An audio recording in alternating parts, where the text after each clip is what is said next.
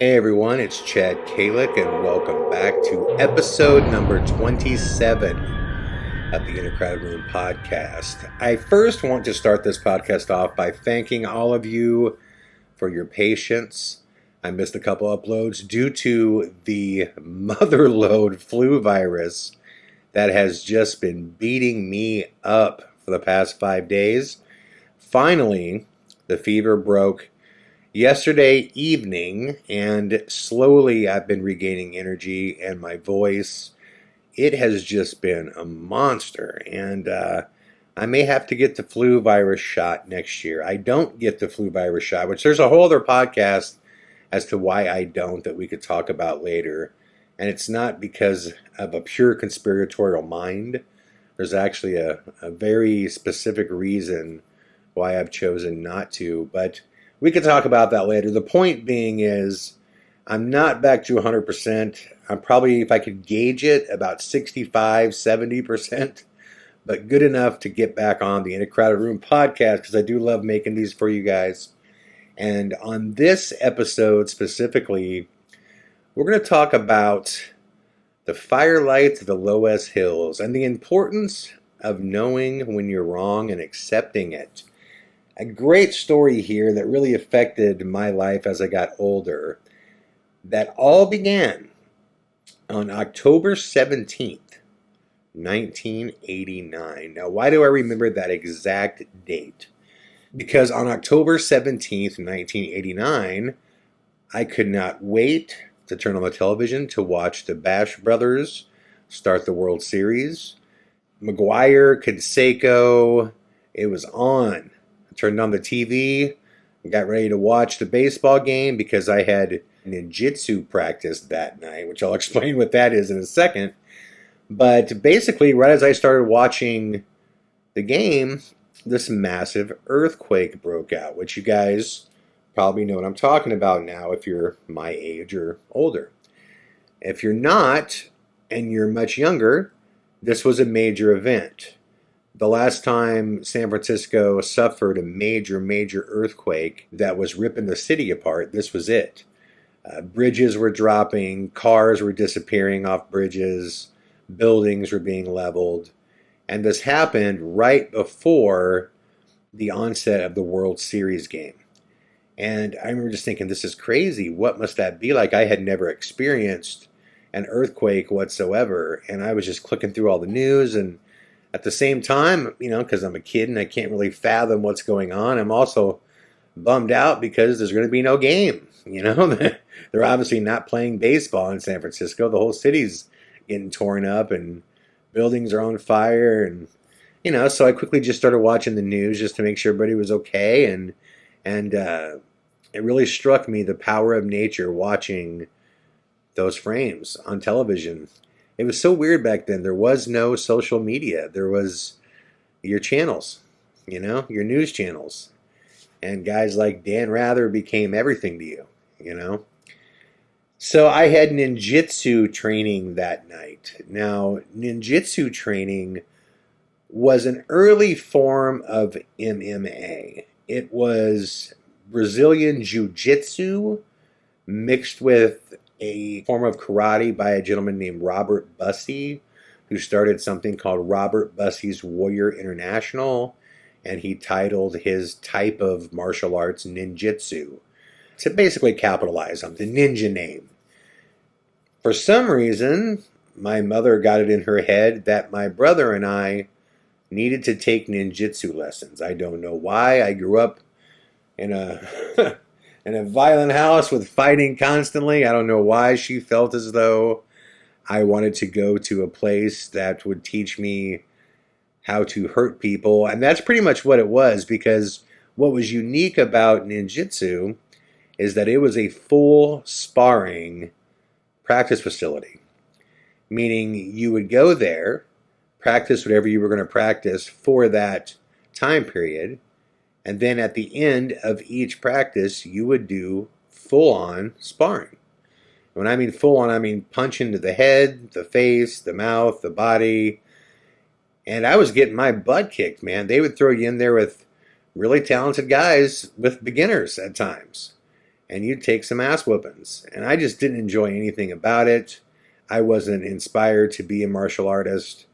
On the other hand, my brother loved it. And a real interesting fact here, Steve Jenham, a gentleman named Steve Jenham, was our instructor. Steve Jenham was a police officer from Omaha, Nebraska.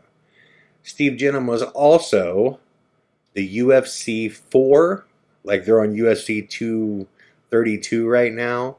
Steve Jenham was the UFC 4 champion. So that's how, badass these guys were. And the reason this story is important is because after watching all of the footage of the baseball game and the, horrific earthquake, we hop in the car and we're on our way to Council Bluffs, Iowa, to this long open air facility that's been kind of made into a practice facility. It's just a bunch of practice bags thrown on the floor where people could just get in and work out, basically. And it's a straight shot. It's just one, literally, you hop on the road in front of my house, and if you, never turn the steering wheel, you drive right to the parking lot 30 miles away. And you drive right along the LOESS Hills the whole time. Now, the LOESS Hills are these just roaming kind of hills in Council Bluffs that are really native to the area of Council Bluffs, Iowa. It's the only place that I've ever really seen hills like this. It looks like if the water just kind of rippled sand and it slowly came to settle. So there's not like massive hills like you see in, Tennessee or Pennsylvania or anything like that. They're actually these very low, just rolling hills, and that's why they're called the LOESS Hills. So we're driving along there, and I'm miserable. I just do not want to go to this thing. And I'm staring outside, looking up at the sky, just bored to death. And all of a sudden, like someone turns on a light, I see this round glowing light inside a cloud. And I'm like, what is going on? And at first it's white, then it turns blue, and suddenly it starts zipping, moving back and forth in between clouds. So it's moving all over the place, changing colors now too. It's red, it's blue, it's green, it's red, and then it gets completely dark again. My friend Travis at the time was with us too. I go, guys, look outside right now. I go, I just saw something in these clouds up here that's moving around. And they're like, oh, what'd you see, UFO? And I'm like, guys, I think so. And they're like, really? And they look outside, and it starts happening like crazy. Like a bunch of them come on, 2 or 3 of them at the same time, different colors, huge lights, and they're just moving from cloud to cloud, like they're inside the cloud. Like something is just literally zipping from inside each cloud, and they're moving like almost like they're connected, like they're tethered together. And I am just blown away by what I'm seeing, and everybody in the car is as well. And it just stopped, and it disappeared, and it didn't happen again for as long as we looked. We obviously couldn't stop talking about it the whole time we were at this ninjutsu, who my best friend loved and Brian loved and I hated.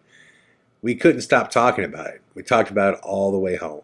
All the way home, we're like, oh my God, this ninjutsu, we were driving ninjutsu, and then, here it was. That was definitely a UFO. And we were convinced this is a UFO. We saw it because I have never in my life ever seen anything like what I saw that night. And these were big lights. Not like tiny little, they look like a dime in the sky. I mean, these things were filling up the sky. I was like, that is just the craziest stuff I've ever seen. So we walk through the door, and it's late now. I mean, it's a good, 10:30, 11 at night, and the late night news is just now getting over. And right as I walk in the door, my dad goes, yeah, they said there's UFOs out there. I go, we freaked out. We were like, no, we saw them. We're like, who said? And he was like, it was on the news. All kinds of people called in about these firelights over LOESS Hills. And I was like, Dad, it was real. I'm like, we were looking outside And I described it to him. I said all these lights came on, and they would start out one color, and they would turn another color, and they would zip over to this cloud, and that would turn another color, and they would zip over to this cloud. Like, it truly was mind-blowing. It was mind-blowing. My dad's like, really? Huh? And he goes, yeah, well, he said that, the Air Force has already responded, and they said it wasn't any of them, but, they would have an answer sooner. They were looking for an answer, and I said, well, they ain't going to find one because that's UFOs. So the night comes to pass, and the next evening on the news, there's an update. And I was like, this is some cover-up, conspiracy stuff. I was sold. Basically what happened is the weatherman said, we think we know what this is. These are called earthquake lights. And they happen whenever there's massive earthquakes. They can happen, up to 10,000 miles away. They can happen anywhere on the planet that it's disrupting the electromagnetic field of the world. And I'm like, whatever. I'm going, as a UFO that I saw, you're going to tell me that there was an earthquake in San Francisco, so the lights above Iowa started, firing up and dancing through the clouds. This is some BS. I'm not believing it. I'm like, that was some UFO stuff. I know better. I know what I saw. And I was just so certain that this was, in fact, a conspiracy. What you have to remember back then is there was no web. There was nothing to reference. There was nothing. There was nothing but what the news told you. So I knew because I saw with my eyes there was an earthquake. I knew because these massive lights came on and started moving through the clouds that I had never seen anything like that before, because in my lifetime I had a point of reference. So when someone is now telling me, oh yes, this is a common thing that happens during earthquakes, which I've been alive when there's been many earthquakes throughout the world and have never seen this anywhere, have never seen it on TV, then I'm just not buying it. I'm just not buying it. And for the longest time, when people would ask me if I had ever had a UFO sighting, before I actually had a real one out here in California, I would say to people, yes. And I would tell them the story of the firelights above LOESS Hills. Well, jump forward about, 20, 25 years, and now we have the web.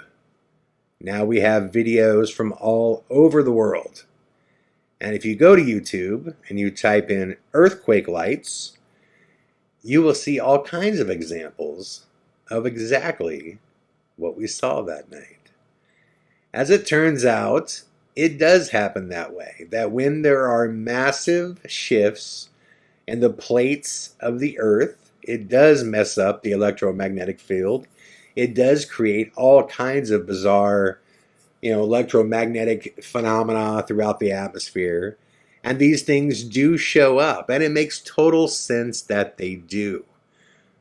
But that's what the benefit of footage and being able to see this and having multiple people around the world record this stuff. And I remember thinking how important the web was. I was like, man, this is an important tool that we have. The ability to say, has this happened somewhere else? Something that similar. Has this happened somewhere else?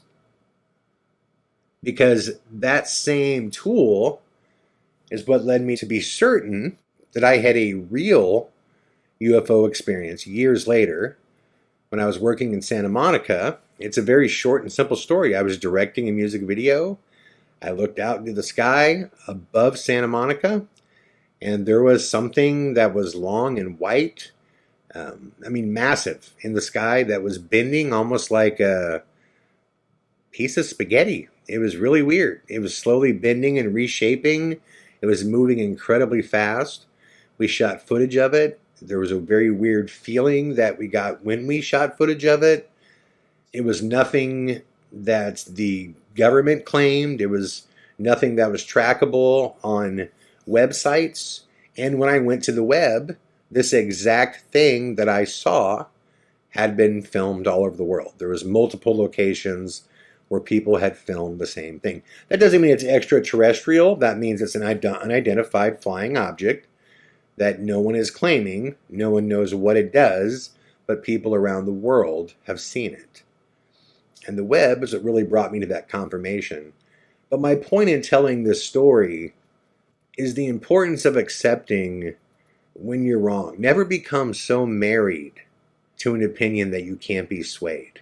That's the only form of skeptic that used to drive me crazy when I would get in arguments. Because skeptics always come to an argument thinking that you're just a flat-out believer. You believe in anything that's thrown on your doorstep. What they don't realize is that you're just as skeptical as they are. In fact, you're probably more skeptical because you took it upon yourself to go out and get an answer. You wanted to know the truth. But you can't be so married to the fantastic that you don't allow reality to rule the day. And I always loved that story of the firelights above Loess Hills. I was so married to that. I saw it. It was incredible. It was straight out of a movie. It looked like freaking Close Encounters. My friend saw it. We all saw it. The news reported it. It was there. We saw it. And the second I typed in earthquake lightning on YouTube, I went, oh man. I guess it was just earthquake lights. That's what it was. But the beautiful thing about that is if you let reality rule the day and let common sense, science, and rationale explain the 99.99% of things that can be explained, that tiny little fraction of things that cannot be explained, that's the key to unlocking the magic of the world.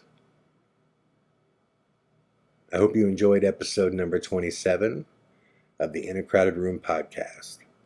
I'll be back tomorrow with more. All the best.